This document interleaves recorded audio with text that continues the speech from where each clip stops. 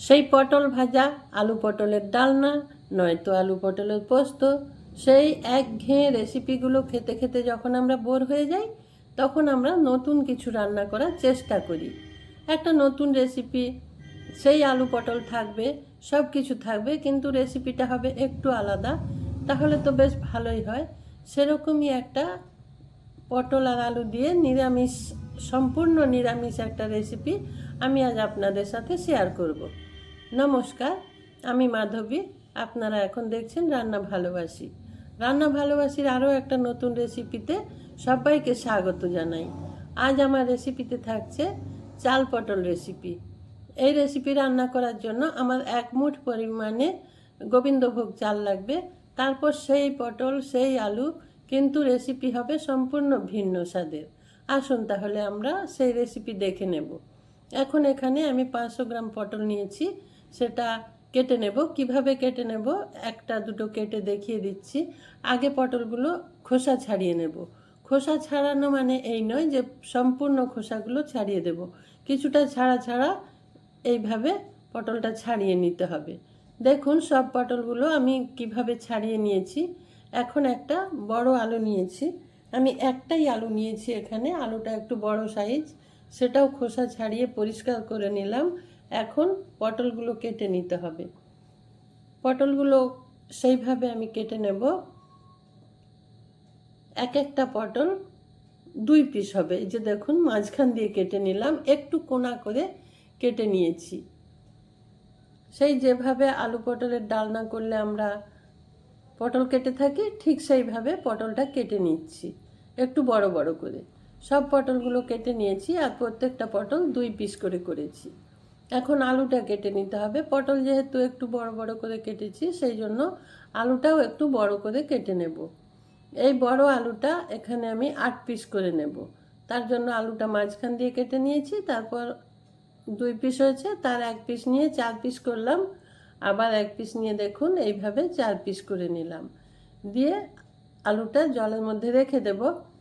আর না হলে আলুটা একটু কালো হয়ে যেতে পারে। আলুটা যদিও আমি ধুয়ে কেটেছি, তবুও এদিকে একটা মশলা তৈরি করে নেব। মশলার মধ্যে থাকবে টমেটো। এই মশলা একটা মিক্সিং জারের মধ্যে নিয়ে নেব, নিয়ে সেটা একটা মিহি পেস্ট বানিয়ে নেব। আর যেহেতু এটা পেস্ট বানাবো, এই টমেটোটা কাটার জন্য কোনো নির্দিষ্ট সাইজ নেই, যে কোনোভাবে রাফলি আপনি কেটে নিতে পারেন। কেটে নিয়ে মিক্সিং জারের মধ্যে নিয়ে নেবেন। আর 500 গ্রাম পটলের জন্য এখানে আমি 2টো টমেটো ব্যবহার করেছি। তারপর এখানে দিয়ে দেব 1 ইঞ্চি পরিমাণে আদা, যেটা আমি ছোট ছোট করে কেটে রেখেছি, ওইটা দিয়ে দিলাম। আর দেব কাঁচা লঙ্কা আর 4 থেকে 5টা কাজু বাদাম। আর কিছু এখানে দেব না। একটু জল দিয়ে এটা একটা মিহি পেস্ট বানিয়ে নেব।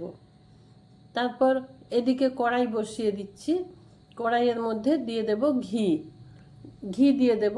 আর ওই যে বললাম এই রেসিপির জন্য 1 মুঠ পরিমাণ গোবিন্দভোগ চাল লাগবে, যেটা আমি ধুয়ে একটা স্ট্রেনারের মধ্যে রেখে জলটা ঝরিয়ে নিয়েছি। সেই চালটা আমি এখন এই ঘিয়ের মধ্যে দিয়ে ভেজে নেব। ঘি গরম করে নিচ্ছি। ঘি গরম করে নেওয়ার পর ওই চাল এর মধ্যে দিয়ে দেব। দেখুন এটা ধুয়ে জলটা ঝরিয়ে নিয়েছি, দিয়ে ঘিয়ের মধ্যে দিয়ে দিলাম। এখন ওটা একটু ভেজে নেব। ওটা অবশ্যই লো ফ্লেমে একটু ভেজে নেবেন, না হলে ওটা কিন্তু মুড়ি হয়ে যাবে, তারপর কিংবা চাল ভাজা হয়ে যাবে। সেই জন্য লো ফ্লেমে দিয়ে এরকম অনবরত নেড়ে এটা ভেজে নিতে হবে। ভাজা হয়ে গেলে এটা একটা বোলের মধ্যে তুলে নিয়ে রেখে দিতে হবে। এটা প্রায় ভাজা হয়ে গেছে, এখন এটা তুলে নিতে হবে। আমি তুলে নিচ্ছি। আপনারা যারা ভিডিওটা দেখছেন এখনো পর্যন্ত লাইক দিতে ভুলে গেছেন, একটা লাইক দিয়ে দিন প্লিজ। এখানে আমি সর্ষের তেল দিয়ে দিলাম, অল্প পরিমাণে তেল দিলাম। আমি সম্পূর্ণ রান্নাটা খুব কম পরিমাণে তেল দিয়েই করব। তেলের মধ্যে 1 চামচ ঘি দিয়ে দিলাম, তাতে ফ্লেভারটা খুব সুন্দর আসবে। তারপর দিয়ে দিলাম পটলগুলো। পটল দেওয়ার পর সামান্য পরিমাণে ভেজে নেব, খুব বেশি ভাজার দরকার নেই। তারপর আলুগুলো দিয়ে আলু আর পটল একসাথে ভেজে নেব। আপনারা এটা আলাদা আলাদা করে দিয়েও ভেজে নিতে পারেন, তাতে তেলের পরিমাণটা একটু বেশি লাগে। আর রান্নার মধ্যে তেলের পরিমাণটা কম থাকাই ভালো, সেটা স্বাস্থ্যের জন্য ভালো। সেই জন্য আমি আলু আর পটল একসাথে ভেজে নেব। এখন পটলগুলো একটু নাড়াচাড়া করে নেওয়ার পর আলু দিয়ে দিচ্ছি। আলু দিয়ে ভালো করে এখন ভেজে নিতে হবে। এবার একটু সময় নিয়ে সব কিছু ভেজে নিতে হবে। আর এখানে আমি কোনো রকম তেল ব্যবহার করব না। আপনারা দেখুন আমি খুব সামান্য তেলে কিন্তু রান্নাটা করছি। আলু আর পটল বেশ ভালো করে ভাজা হয়ে গেছে। এখন আমি এর মধ্যে দিয়ে দিলাম একটা তেজপাতা। তেজপাতাটা কাঁচা, যেহেতু আমার বাড়ির গাছের তেজপাতা সেই জন্য কাঁচা। আর দিয়ে দিলাম গোটা গরম মশলা, ওই এলাচ, দারচিনি আর লবঙ্গ, ওটা দিয়ে দিলাম। আর ওটা আমি আর তেল দিলাম না, কিন্তু এই আলু পটলের ওপর থেকেই ওই গরম মশলা আর তেজপাতা দিয়ে দিলাম। এখন দিয়ে দেব ওই যে টমেটো, কাজু বাদাম, কাঁচা লঙ্কা, আদা পেস্ট করে রেখেছি, ওটা দিয়ে দিলাম। দিয়ে আরও একটু নাড়াচাড়া করব আর বেশ ভালো করে একটু কষিয়ে নেব। এই সব কিছু মশলার একটু কাঁচা গন্ধটা চলে যাওয়া পর্যন্ত আমাকে এখানে লো ফ্লেমে কষিয়ে নিতে হবে। আর অবশ্যই এই সময় গ্যাসের ফ্লেমটা লোতে রাখবেন। মশলা কষানোর সময় হাই ফ্লেম বা মিডিয়াম ফ্লেমে দেবেন না, তাহলে মশলাটা পুড়ে গেলে রেসিপি খেতে ভালো লাগবে না। এখন দিয়ে দিলাম হলুদ গুঁড়ো। সব গুঁড়ো মশলাগুলো দিয়ে দিলাম। রেগুলার গুঁড়ো মশলা যেটা হয়, ধনে গুঁড়ো, জিরে গুঁড়ো, আর অল্প পরিমাণে লাল লঙ্কার গুঁড়ো দিলাম। ঝালের পরিমাণটা একটু আপনারা বুঝে দেবেন। আমি খুব কম পরিমাণে ঝাল ব্যবহার করলাম। ওখানে মশলার সাথে কাঁচা লঙ্কা দিয়েছিলাম, সেই জন্য এখানে লঙ্কার গুঁড়োর পরিমাণ খুব অল্প পরিমাণে দিলাম। আপনারা ঝালটা কমিয়ে বা বাড়িয়ে নিতে পারেন। তারপর আরও একটু কষিয়ে নিয়েছি। কষিয়ে নেওয়ার পর ওই ভেজে রাখা চাল দিয়ে দিলাম। দিয়ে আবারও চাল দেওয়ার পর আবারও একটু ভালো করে সময় নিয়ে কষিয়ে নিতে হবে। এই সমস্ত মশলা যেহেতু আমি সবজির ওপর থেকে দিয়েছি, সেই জন্য লো ফ্লেমে একটু সময় নিয়ে কষিয়ে নিতে হবে। নেওয়ার পর কষানো হয়ে গেলে তারপর এখানে দিয়ে দেব জল। জলটা আমি ততটা পরিমাণেই দেব যতটা পরিমাণে জল দিলে চাল বা আলুটা সুন্দরভাবে সেদ্ধ হয়ে যাবে, কিন্তু এতে কোনো ঝোল থাকবে না, একটু মাখো মাখো হবে রেসিপিটা। আমি পরিমাণ মতো জল দিয়ে দিয়েছি। তারপর সব কিছু ভালো করে মিশিয়ে এটা ঢেকে 5 মিনিট রান্না করব।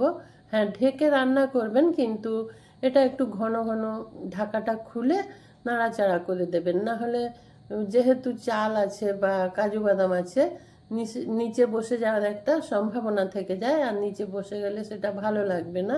সেই জন্য একটু ঘন ঘন এইভাবে ঢাকা খুলে নাড়াচাড়া করে দেবেন, দিয়ে আবারও ঢাকা দিয়ে দেবেন। এইভাবে আলু আর চালটা সেদ্ধ করে নিতে হবে।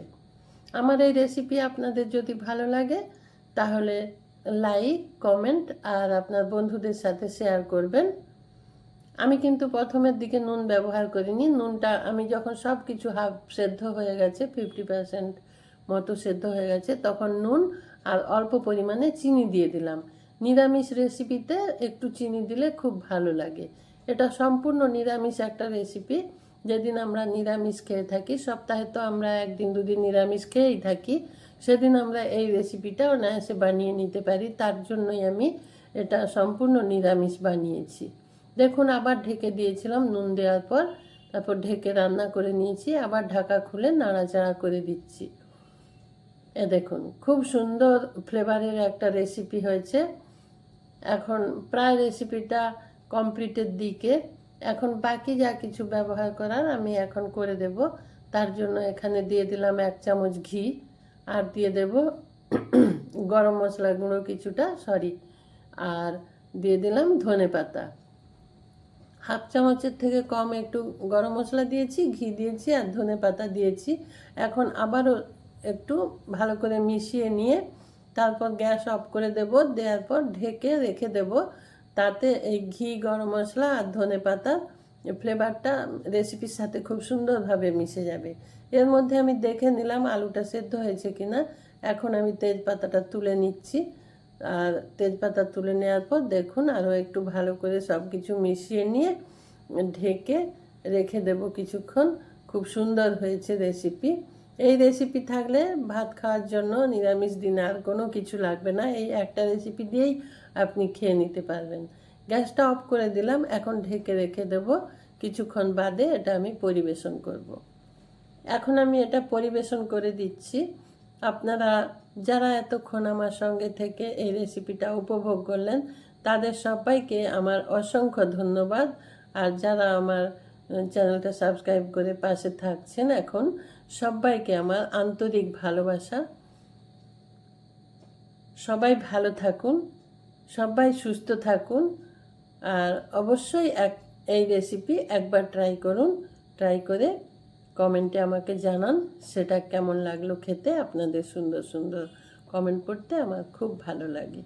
নমস্কার।